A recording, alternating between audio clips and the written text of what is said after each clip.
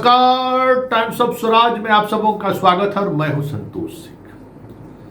भाई साहब, ये तो इंजीनियर विनोद तो ये पंचायत सीरियल के विनोद से भी शातिर निकला भाई। गजब, देख रहे हो विनोद? याद है ना पंचायत सीरियल का वो विनोद? उससे भी बड़ा शातिर निकला भाई। गजब। अब एक से एक इनके कारनामा सामने आ रहे हैं और वो कारनामा इस कदर एक दूसरे से जुड़ रहा है कि आर्थिक अपराध इकाई की एजेंसी भी, जो जांच एजेंसी है लगी हुई है, वो भी हैरान है। वैसे ही लगभग 10 घंटे तक घर में प्रवेश करने से रोक कर नहीं रखा, क्योंकि सिर्फ करोड़ों रुपया ही नहीं जलाए गए, कई जमीन के दस्तावेज भी जलाए गए हैं। और आर्थिक अपराध इकाई जो अब जांच शुरू की है, शुरुआती दौर में ही जो बातें उभर कर सामने आई है, कोई इंजीनियर इस तरीके से भी कमा सकता है या कोई इंजीनियर इस तरीके से लूट सकता है। कम से कम जांच में जुड़े हुए तमाम अधिकारी जो इस तरीके के रेड पहले भी कह सकते हैं कि आयोजित कर चुके हैं, वो भी हैरान है। और हैरानी की बात यह है कि इस पूरे खेल का तार अब मंत्री सचिवालय तक पहुंचने लगा है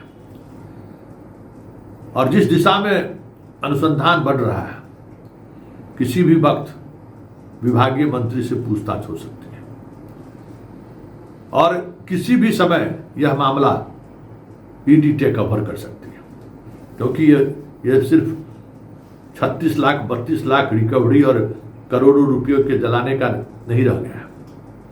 यह एक ऐसे सिंडिकेट की तरफ इशारा कर रहा है जो पिछले कई वर्षों से बिहार के ग्रामीण सड़क के निर्माण में लूट मचा रखा है। लूट, और ऐसा लूट नहीं, माननीय विनोद राय जी का कितनी संपत्ति है जिसका लेखा जोखा करना मुश्किल है, क्योंकि शुरुआती दौर में ही जो बातें पता चली है, ये खुद की अपनी एक कंपनी बना रखे हैं जिनका प्रोप्राइटर कहता है कि इनका शाहरुख है। इस कंपनी के आड़ में जो पूरे उत्तर बिहार में खेल हुआ है, इकोनॉमिक ऑफेंस अब की जांच उस दिशा की तरफ बढ़ गई है, क्योंकि ये जनाब जहां जहां गए हैं, जब ये एक्जीक्यूटिव इंजीनियर बने तो इनकी पहली पोस्टिंग मुजफ्फरपुर पूर्वी प्रमंडल में हुआ है और वहीं से का जन्म हुआ है। और उसके बाद ये जहां जहां गए, वहां मुजफ्फरपुर गए, मुजफ्फरपुर से हाजीपुर आए, हाजीपुर के बाद इनका प्रमोशन हुआ सीतामढ़ी, मधुबनी, दरभंगा, उत्तर बिहार के अधिकांश प्रमंडल में जो ग्रामीण कार्य विभाग का प्रमंडल है, अब इकोनॉमिक ऑफेंस उस दिशा की तरफ जांच कर रही है। उस कंपनी को कितना टेंडर दिया गया है, किस स्तर पर टेंडर दिया गया है, क्योंकि ये खेल वैसे ही नहीं है, साधारण खेल नहीं है। सवाल है कि अगर मंत्री से पूछताछ की बात चल रही है तो ये वैसे ही संभव नहीं है, क्योंकि बड़े स्तर पर खेल हुआ है और ये ग्लोबल टेंडर पर जो खेल किया गया है, 400 500 करोड़ का टेंडर एक ठेकेदार को दी गई है, वो भी उसी इलाके का ठेकेदार है। उस ठेकेदार को कैसे टेंडर दिया गया है उसकी भी जांच इकोनॉमिक ऑफेंस कर रहे हैं।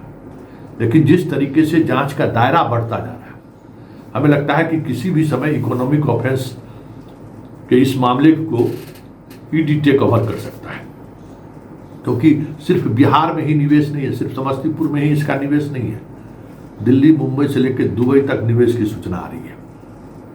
और इनके इस सिंडिकेट में सिर्फ 4 इंजीनियर ही नहीं शामिल है, ग्रामीण कार्य विभाग में विनोद राय के साथ 3 और इंजीनियर, मतलब 4 इंजीनियरों की एक चौकड़ी है जिसके सहारे पूरा विभाग चलता है।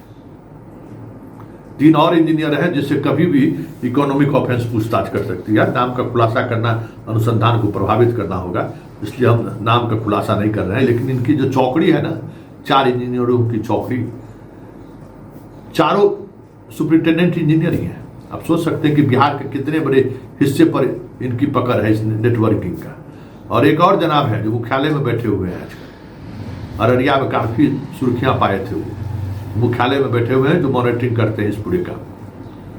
वो भी कहीं न कहीं सबकी नज़र पे है। लेकिन बड़ा सवाल ये है कि जो कुछ भी हुआ है और जिस स्तर पर खेल हो रहा था, ऐसे में मंत्री अपने आप को कहां तक बचा पाएंगे? क्योंकि विभागीय इंजीनियर पर जब इस तरीके का आरोप लग रहा है और जो प्रारंभिक जांच के दौरान जो बातें सामने आई हैं, सवाल तो खड़ा हो रहा है। एक इंजीनियर इस तरीके से पूरे प्रदेश का नेटवर्किंग करके मालूम है जो 4 करोड़ रुपए लेके कल वो 11 बजे चले, वहीं से इकोनॉमिक ऑफेंस की टीम पीछे लगी हुई थी। लेकिन गाड़ी का नंबर को लेकर कुछ समस्याएं हुई जिस वजह से ट्रैप नहीं हो सके। परसों ये लोग निकले थे 4 करोड़, और वो 4 करोड़ रुपया हमें कहने की जरूरत नहीं है, आज अखबार में छपा है कि सबको पोस्ट के यहाँ जाना है था, सब अखबारों ने छापा है। कौन है वो सफेद पोस्ट, और ये 4 करोड़ की राशि कैसे पहुंचाया जा रहा था उस सफेद पोस्ट के पास, बड़ा सवाल है। इसलिए बात जब सफेद पोस्ट की आ गई है तो मंत्री की तो जिम्मेवारी बनती है कि स्थिति स्पष्ट करें। अभी तक मंत्री जी का सुबह से अनंत सिंह के साथ तोता बिल्ली का खेल करते हुए वाली वीडियो तो आई है, लेकिन इस मामले में अभी तक कोई प्रतिक्रिया नहीं आई है। हम लोग इंतजार कर रहे हैं कि मंत्री जी ट्वीट करके, मंत्री जी मीडिया से बात करके, कुछ खास मीडिया वाले हैं उन्हीं को सही अपनी बात वो जरूर रखेंगे कि ऐसे भ्रष्ट इंजीनियर को इतने प्राइम पोस्टिंग पर दो बताइए ना, 2 जगह चार्ज, सीतामढ़ी पोस्टिंग और मधुबनी भी चार्ज में है जनाब। मतलब समझ जाइए कि दोनों बाढ़ प्रभावित इलाका, जहां सबसे ज्यादा ग्रामीण कार्य विभाग को काम मिला हुआ है, क्योंकि बाढ़ टूटेगा, गांव गांव में सड़क बनानी है, सीतामढ़ी में वही, मधुबनी में, दोनों जगह के प्रभार में है। और सबसे बड़ी बात है कि जो अभी तक इकोनॉमिक ऑफेंस को जो पता चला है, जो जानकारी मिली है, मतलब बीघा का बीघा जमीन उत्तर बिहार के शहरों में खरीद कर रखे हुए, बीघा का बीघा, एकड़ का एकड़।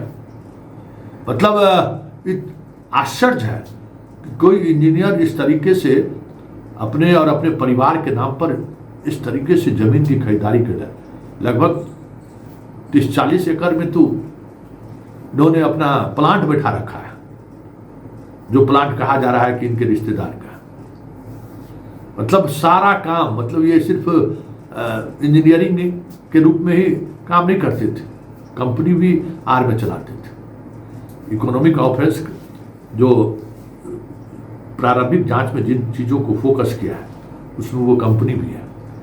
उस कंपनी में क्या खास था कि जहां ये जाते थे वहां वो कंपनी साथ जाती थी और उन्हें टेंडर दिया जाता था। कई तरह के सवाल खड़े हुए हैं, लेकिन तमाम सवालों के बीच जो एक बड़ा सवाल है कि इस मामले के सामने आने से सरकार की साख दांव पर तो है, और इसलिए दांव पर है कि प्रधानमंत्री भ्रष्टाचार पर जब बिहार आते हैं तो बोलते हैं। तो इस तरीके की जो चीजें सामने आ रही हैं, उस स्थिति में लालू का चेहरा दिखाकर, चारा चोर कहकर कब तक वोट मांगते रहेंगी नीतीश सरकार? नीतीश सरकार को तो अपने इस तरीके के विभागीय मंत्री और अधिकारियों के साठगांठ की जो खबरें आ रही हैं उसकी भी जांच करानी चाहिए कि आखिर एक इंजीनियर इस तरीके से अगर लूट रहा है तो बगैर सहमति का, बगैर आशीर्वाद का ये हो सकता है क्या? बड़ा सवाल है। लेकिन सबसे बड़ी बात यह है कि अब ये देखना दिलचस्प होगा इस इशूज में जिस तरीके से जांच बढ़ रही है, क्या पहली बार बिहार सरकार की एजेंसी अपने ही मंत्री से पूछताछ करेगी या फिर यह मामला पूरा ईडी के हवाले चला जाएगा?